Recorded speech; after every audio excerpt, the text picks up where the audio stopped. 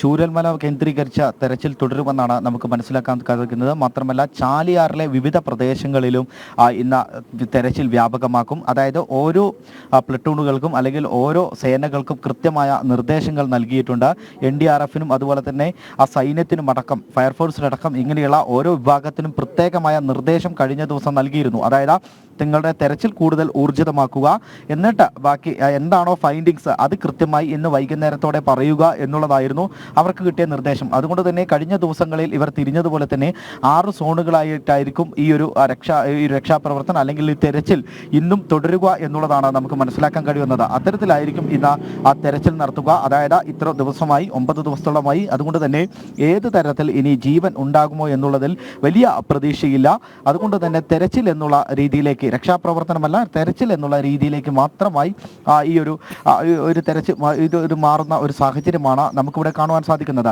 നേരത്തെ തന്നെ ഇപ്പോൾ കൂടുതലായിട്ടും മൃതദേഹം ലഭിക്കുന്നത് ചാലിയാർ പുഴയുടെ തീരത്തു നിന്നാണ്, അല്ലെങ്കിൽ ചാലിയാർ പുഴയിൽ നിന്നാണ്, ആ ഒരു പ്രദേശങ്ങളിൽ നിന്നാണ്. അതുകൊണ്ട് തന്നെ ചാലിയാർ പുഴ കേന്ദ്രീകരിച്ചായിരിക്കും ഇന്ന് കൃത്യമായി പ്രധാനമായും പരിശോധന ഉണ്ടാകുക.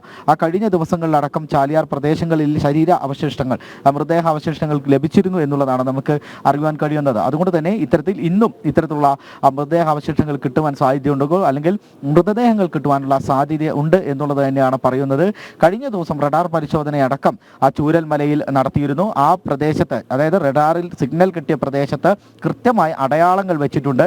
ആ ഒരു അടയാളപ്പെടുത്തിയ സ്ഥലങ്ങളിലടക്കം ഇന്ന് പരിശോധന നടത്തുന്ന ഒരു സാഹചര്യം ഉണ്ടാകും.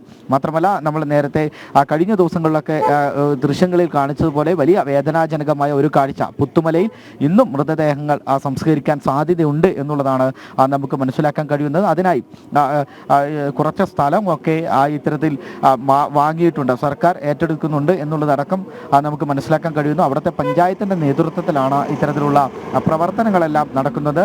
ഏകോപിപ്പിക്കാൻ കളക്ടർ അടക്കം കഴിഞ്ഞ ദിവസം സംഭവ സ്ഥലത്ത് എത്തുന്ന ഒരു സാഹചര്യം ഉണ്ടായിരുന്നു. ഇത്തരത്തിൽ ഈ തെരച്ചിൽ വലിയ രീതിയിൽ ഇപ്പോഴും പുരോഗമിച്ചുകൊണ്ട് പോവുകയാണ്. എന്തിനാ തന്നെയും ഈ ഒരു തെരച്ചിൽ എപ്പോൾ അവസാനിപ്പിക്കണം എന്നുള്ള തീരുമാനം വൈകാതെ തന്നെ നമുക്ക് അറിയാൻ കഴിയുമെന്നുള്ളതാണ് ചോദിക്കാനുള്ളത്.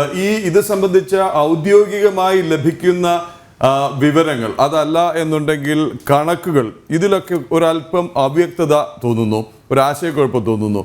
കാണാൻ ഇല്ല എന്ന് പറയുന്ന അത്രയും പേരുടെ പട്ടികയുണ്ടോ? അവരുടെ ബന്ധുക്കൾ സമീപിച്ചിട്ടുണ്ടോ?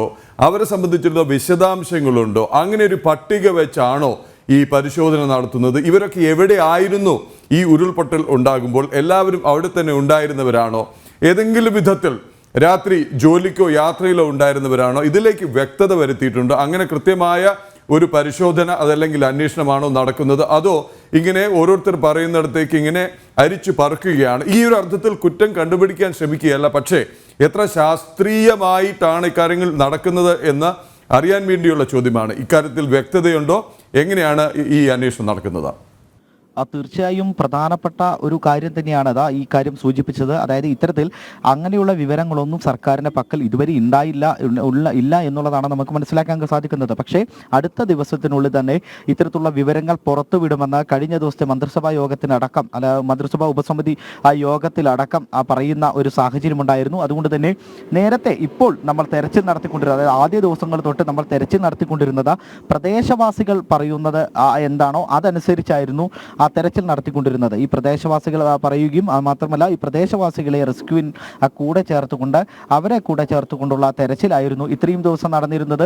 അതായത് അവർക്കാണ് കൃത്യമായിട്ടുള്ള കാര്യങ്ങൾ, അവിടെയുള്ള കാര്യങ്ങൾ അറിയുക. സർക്കാരിൻ്റെ പക്കൽ ആ ഒരു സാഹചര്യത്തിൽ അത്തരത്തിലുള്ള കണക്കുകൾ ഉണ്ടായിരുന്നില്ല. വരും ദിവസങ്ങളിൽ ഈ കണക്കുകൾ കൃത്യമായി തന്നെ പറയുമെന്നും, അതായത് എത്രത്തോളം ആളുകളുണ്ട്, ഇനിയും കാണാതായവരുടെ ഫോട്ടോയടക്കം അല്ലെങ്കിൽ അവരുടെ വിവരങ്ങളടക്കം, പേര് വിവരങ്ങളടക്കം കഴിയാൻ സാധിക്കുമെന്നുള്ളതാണ് സർക്കാർ അറിയിച്ചിട്ടുള്ളത്. എന്തിനാ തന്നെയും ആ ഒരു സാഹചര്യത്തിലേക്ക് നീങ്ങേണ്ടത് അത്യാവശ്യമാണ്. അതായത് നേരത്തെ സൂചിപ്പിച്ചതുപോലെ തന്നെ ഇത്തരത്തിൽ എത്ര പേർ ഇവിടെ ഉണ്ടായിരുന്നിരിക്കാം, അല്ലെങ്കിൽ എത്ര പേർ പുറത്തുണ്ടായിരുന്നിരിക്കാം. അതായത് വേറെ സ്ഥലങ്ങളിൽ പഠിക്കാൻ പോയ ആളുകളുണ്ടാവും, ജോലി ചെയ്യാൻ പോയ ആളുകളുണ്ടാവും. ഇവരെയൊക്കെ സോർട്ട് ഔട്ട് ചെയ്തുകൊണ്ട് അല്ലെങ്കിൽ ഇത്തരം കാര്യങ്ങളൊക്കെ തീരുമാനിക്കണമെങ്കിൽ അത് വലിയ ഒരു കടമ്പ തന്നെയാണ്. പക്ഷേ അത് എത്രയും പെട്ടെന്ന് ചെയ്തു തീർക്കേണ്ടത് അത്യാവശ്യമാണ്. കാരണം എന്ന് പറയുന്നത് ഒരു പ്രധാനപ്പെട്ട കാര്യം എന്ന് പറയുന്നത് ഇത്തരത്തിൽ കണക്കുകൾ ലഭിക്കേണ്ടത് പുറത്തു നിൽക്കുന്ന ബന്ധുക്കൾ ബന്ധുക്കളുടെ കൂടി ആവശ്യമാണ്. അതായത് തങ്ങളുടെ ആളുകൾ ഇവിടെ ജീവനോടെ ഉണ്ടോ, അല്ലെങ്കിൽ അത്തരത്തിൽ അവരുടെ മൃതദേഹമെങ്കിലും തങ്ങൾക്ക് കിട്ടുമോ, തങ്ങളുടെ ബന്ധുവാണോ ഇത് എന്നുള്ള ഒരു ആശങ്ക അവർക്കുണ്ടാകും. അതൊക്കെ ദൂരീകരിച്ച് കൊടുക്കേണ്ടത് സർക്കാരിൻ്റെ ഉത്തരവാദിത്തമാണ്, അല്ലെങ്കിൽ ഇത്തരത്തിലുള്ള കാര്യങ്ങൾ ചെയ്യേണ്ടതുണ്ട്. അതുകൊണ്ട് തന്നെ ഈ ഒരു കാര്യങ്ങളടക്കം കൃത്യമായി അവലംബിച്ച്, അല്ലെങ്കിൽ ഈ കൃത്യമായി സോർട്ട് ഔട്ട് ചെയ്തുകൊണ്ട് ചെയ്യേണ്ടത് അത്യാവശ്യമാണ് എന്നുള്ളതാണ് നമുക്ക് മനസ്സിലാക്കാൻ കഴിയുന്നത്. മറ്റൊരു കാര്യം എന്ന് പറയുന്നത് ഇവിടെ പുനരധിവാസമാണ്. ഈ പുനരധിവാസം സംബന്ധിച്ച് യാതൊരു വിധത്തിലുള്ള നടപടിയും ഇപ്പോൾ മുന്നോട്ട് പോയിട്ടില്ല. അത് നമ്മൾ വേറെ രീതിയിൽ അല്ലെങ്കിൽ അവരെ ആക്ഷേപിച്ചുകൊണ്ടോ സർക്കാരിനെ എതിർത്തുകൊണ്ടോ പറയുന്നതല്ല. പക്ഷേ ഇവരുടെ കണ്ണുനീർ കാണുമ്പോൾ നമുക്ക് അത് തോന്നിപ്പോകുന്നു. കൃത്യമായിട്ടുള്ള പുനരധിവാസം എന്നുള്ളത് ഉറപ്പാക്കേണ്ടതുണ്ട്. ഈ സർട്ടിഫിക്കറ്റുകളടക്കം നഷ്ടപ്പെട്ടുള്ള ആൾക്കാരുണ്ട്.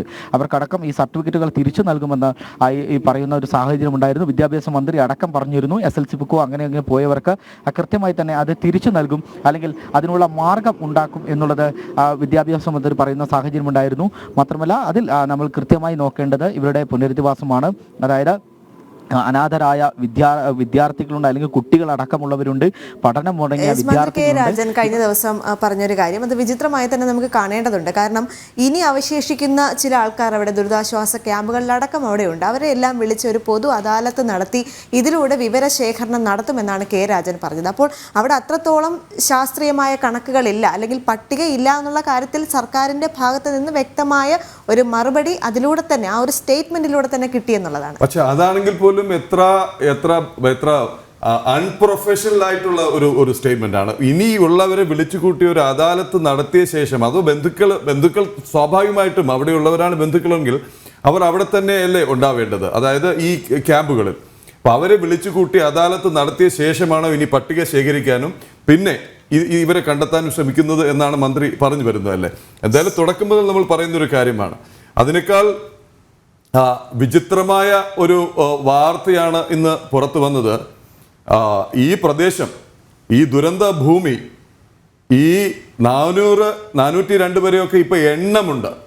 എത്ര ശരീരങ്ങൾ, എത്ര ശരീരഭാഗങ്ങൾ എന്നുള്ളത് പോലും തിട്ടമില്ല.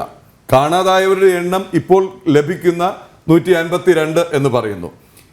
ഇതിന്റെ മുകളിൽ ചവിട്ടി നിന്നിട്ട് ഈ ദുരന്ത ഭൂമി, ഇതൊരു വലിയ ശ്മശാനമാണിന്ന്.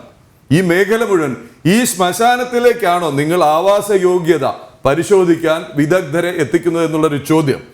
ഇത് പരിശോധിക്കേണ്ടിയിരുന്നത് എന്നായിരുന്നു? 2018-ലും 2019-ലും നിങ്ങൾക്ക് തോന്നിയില്ലേ ഇത്തരം പ്രദേശങ്ങൾ, ഇടുക്കി, വയനാട് തുടങ്ങിയ ഇത്തരം പ്രദേശങ്ങൾ, അതല്ലെങ്കിൽ അതീവ ലോലമായ പ്രദേശങ്ങൾ, ആൾക്കാർ തിങ്ങിപ്പാർക്കുന്ന ഇടം, അതല്ലെങ്കിൽ എസ്റ്റേറ്റ് ഉടമകൾ കൊണ്ട് പാടികളിൽ ലയങ്ങളിൽ താമസിപ്പിക്കുന്ന ഇടം ആവാസ യോഗ്യമാണോ എന്ന് പരിശോധിക്കുന്നത് ഈ തുടരെ ഉണ്ടാകുന്ന ദുരന്തങ്ങളുടെ ചുടുകാടിന് നടുവിൽ നിന്നിട്ടാണോ ആവാസ യോഗ്യത പരിശോധിക്കുന്നത് എന്നുള്ളൊരു ചോദ്യം സ്വാഭാവികമായും ഉയരുകയാണ്. എന്തായാലും ഇതിനൊക്കെ മറുപടി ഉണ്ടാകുമെങ്കിൽ എന്നാണ്, എപ്പോഴാണ് എന്നുള്ളത് കണ്ടു തന്നെ അറിയണം.